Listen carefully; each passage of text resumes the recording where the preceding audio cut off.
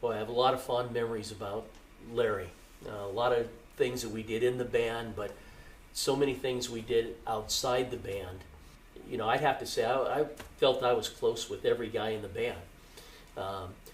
There was, though, a kind of a special connection with Larry. We just seemed to hit it off. Larry was the second oldest guy in the band, so he was the next guy to get a car.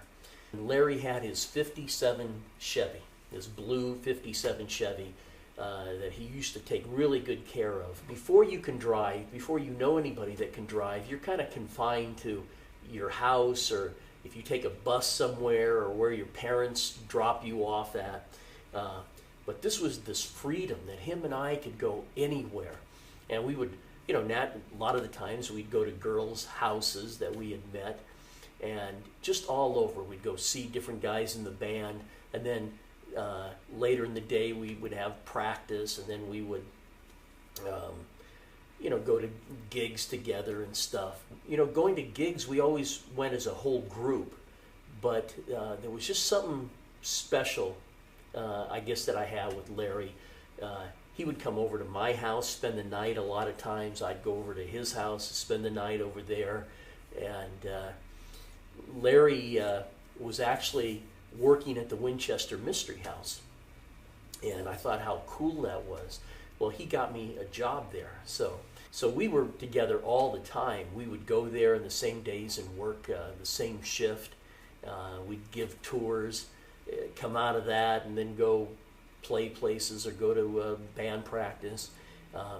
You know, I was with Larry all the time. Larry was a guy that I did stay in touch with most of my adult life, and kind of we would have little breaks that I wouldn't see him for a while, then he would come back in. I would really say I would credit Larry for kind of getting all of us kind of the ones that live in this area back together. You know, he was the one that would always call us to go out. Larry and his wife Jerry decided to renew their vows on their 25th anniversary, and because they never had a big wedding, Larry wanted to have a big wedding. So he asked Jim to be his best man, and he asked me to be in the wedding. At this time, Larry had really gotten into country western. You know, he was doing that line dancing. He would go to country western bars.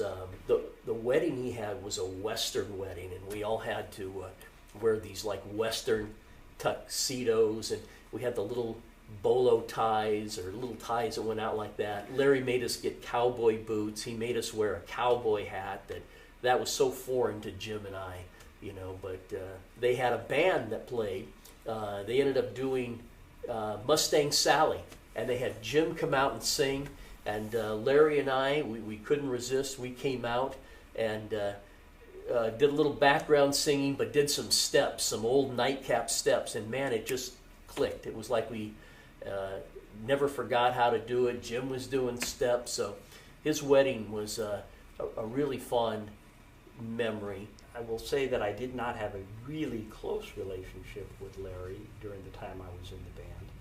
Somehow I feel as though, even though Larry and I did not see each other very often, when we did see each other, there was an unspoken connection, that there was a closeness that was there, even though we didn't really see each other. Unfortunately, a couple of years ago, Larry had some health issues that, again, took him way too early.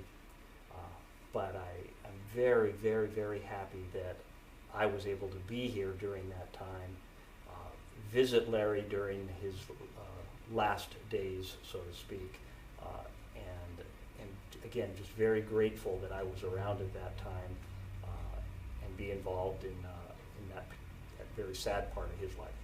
At the end, it was very, very hard because Larry was very sick, and it lasted quite a while, and oh boy,